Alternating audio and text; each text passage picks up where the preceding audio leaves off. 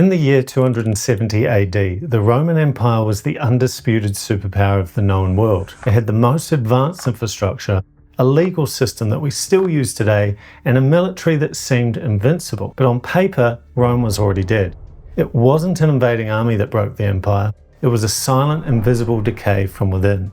The government had built a sprawling bureaucracy and a military footprint it could no longer afford to maintain. So the emperors did what every desperate government in history does.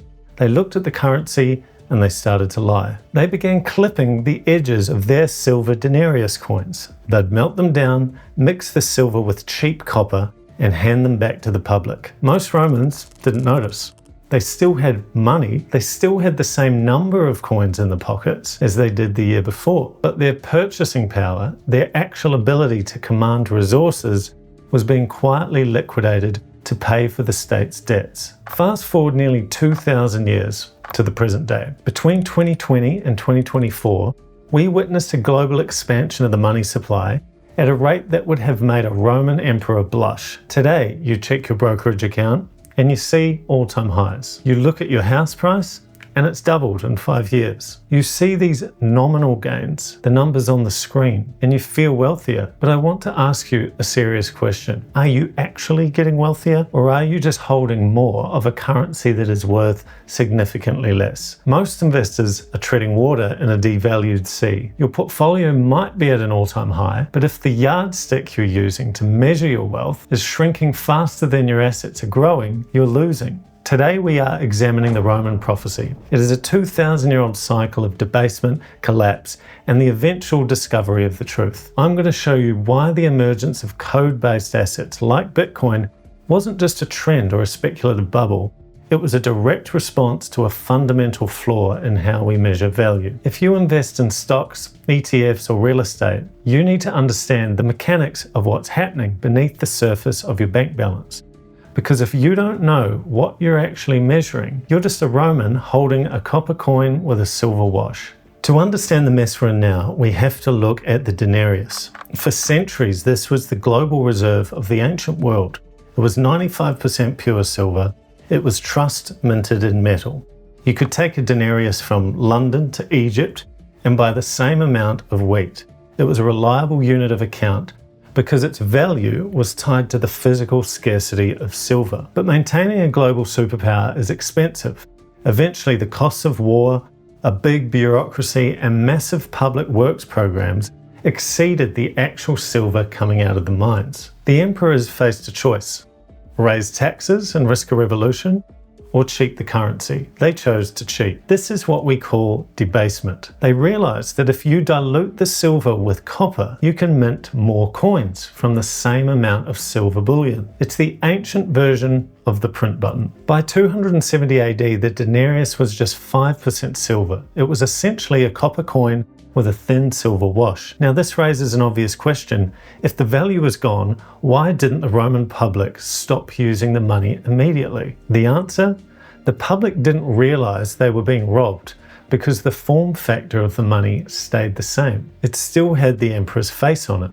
It was still the same size. It was still called a denarius. This is the same psychological trap we see in the modern market. You check your bank balance and the number hasn't gone down. Maybe you have more dollars than you did last year. Because the unit of account, the dollar or the denarius, is a constant name, our brains are hardwired to believe the value is constant too. But while the name stays the same, the underlying math is being quietly rewritten. So how did the market eventually figure out the lie? The market always finds the truth because of supply and demand. When the emperor clips the coins, he isn't just producing them more cheaply, he's minting millions more of them to pay for his legions. Suddenly you have a massive influx of these clipped coins entering the economy. When a baker has 100 people at his door with these new coins, but he still only has 10 loaves of bread, the price of that bread has to go up. It's not that the bread became more valuable, it's that the coins became more common. In Rome, this resulted in a death spiral. Once the merchants realized the silver was gone, they stopped trusting the currency entirely. They stopped trading. They stopped investing in long-term infrastructure. The empire didn't just fall, it went bankrupt because its people realized they were holding a melting currency that the state could produce for free. The process was slow, but the final definitive end arrived in 476 AD, when the last Western Roman emperor was deposed.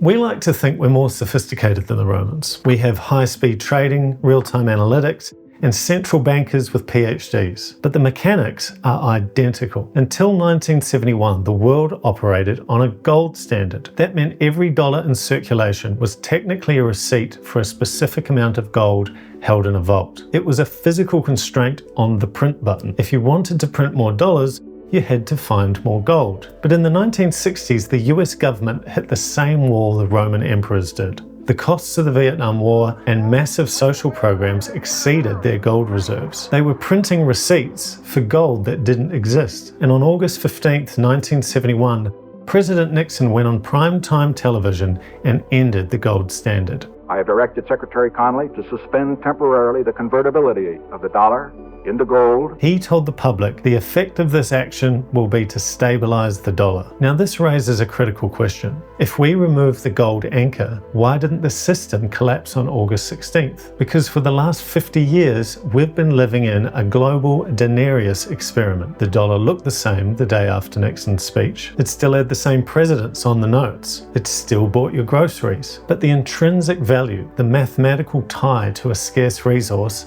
had been clipped away. Since that speech, the US dollar has lost roughly 87% of its purchasing power. In Australia, it's even worse. So that means that if your parents saved $10,000 in 1970 and they kept it in a bank account until today, that money has been liquidated by 90% without a single withdrawal. So how does the market hide this truth from you? It hides it through a metric called the M2 money supply. Think of M2 as the total ocean of currency in the system. Your cash, bank deposits, and savings. Starting in 2020, that ocean didn't just rise, it surged by historic proportions. When M2 expands at rates as high as 25% in a single year, that tidal wave of new currency flows straight into the limited supply of high-quality assets, driving up prices even if the underlying value hasn't changed. This is where most investors get caught. You look at your ETF or your house price and you see it's gone up 10% in a year. You feel like you've made money. But if the M2 money supply grew by 15% in that same period, your 10% gain is actually a 5% loss in purchasing power. Your house didn't necessarily get better. It didn't grow a new bedroom. The currency just got weaker. The nominal number in your portfolio is at an all-time high, but the real value is treading water. Most investors are just Romans celebrating because they have more copper coins, while the price of bread is quietly moving out of reach.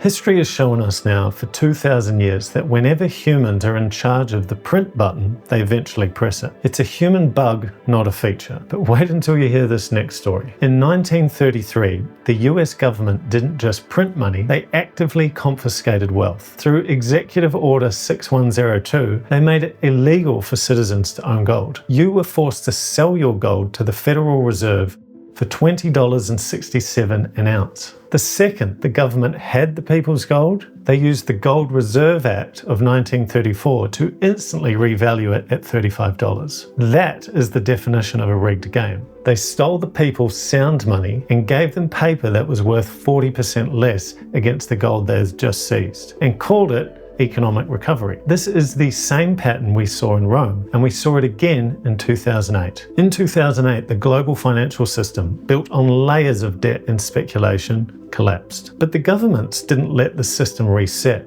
They didn't let the too big to fail bad actors actually fail. Instead, they nationalized mortgage giants like Fannie Mae and Freddie Mac and funneled trillions into the very banks that fueled the fire. Names like Citigroup, Bank of America, and Goldman Sachs. They printed the difference to bail out the arsonists and left the bill with the taxpayers. Now this raises a fundamental question. If the game is rigged and the people in charge can just print more chips whenever they lose, how do you actually protect your economic power? You have to remove the human element from the money entirely. In the wreckage of that 2008 bailout, an anonymous entity named Satoshi Nakamoto released the Bitcoin white paper, and it was designed as the world's first decentralized unit of account. Inside the very first block of the Bitcoin blockchain, Satoshi coded a message. It was a headline from the London Times: "Chancellor on brink of second bailout for banks." It was a permanent digital receipt of the exact moment the traditional system failed. So how does Bitcoin actually break this Roman cycle? It does it through a mathematical border. Unlike the Roman denarius or the US dollar, there is no emperor and no central bank. There is no Emperor Nero who can decide to clip the silver from the coins to pay for a war, and no Fed chair who can print a bailout. Bitcoin replaces human whim with a hard cap. There will only ever be 21 million Bitcoin. That's it. Now, I find it absolutely fascinating that recently, in experiments like Maltbook, an AI-only social network, we've seen the first signs of a machine-native economy. These agents don't have passports or bank accounts. They can't use the US dollar, so they are gravitating toward the only currency that exists as pure verifiable code, Bitcoin and the Lightning Network. While humans were busy trying to scam each other with fake AI tokens, the most advanced autonomous agents were being equipped with Lightning wallets to pay for their own processing power. To an AI, Bitcoin isn't a speculative asset, it's a utility. It's the only money that speaks in the language of the machine. Why? Because an AI doesn't care about political promises or short-term stimulus. It requires a currency that is verifiable, scarce, and impossible to debase. And for the first time in human history, we have a store of value that is outside of human reach. Bitcoin is a truth protocol because it replaces the trust we used to have in emperors and bankers with the certainty of mathematics. Every fiat currency in history has eventually collapsed.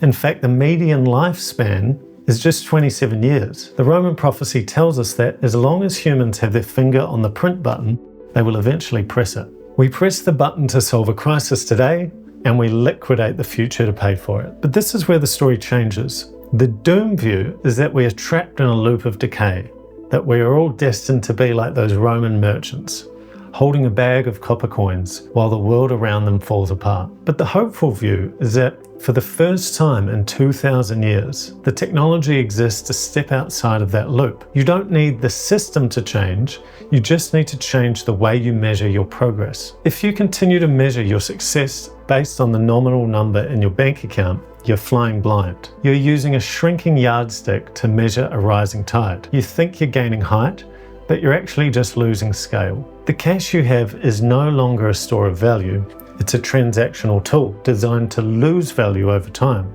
To actually build wealth in 2026, you have to be holding assets that the fiat virus cannot touch, whether that's high quality equities, real estate, or decentralized protocols like Bitcoin. But here is the critical part. You cannot manage what you don't measure. Most investors have no idea what their real rate of return is. They see a 10% gain on their screen and they celebrate. But if the money supply, that M2 ocean we talked about, expanded by 15% in the same year, that investor didn't make money. They lost 5% of their purchasing power. They are nominally richer, but actually poorer.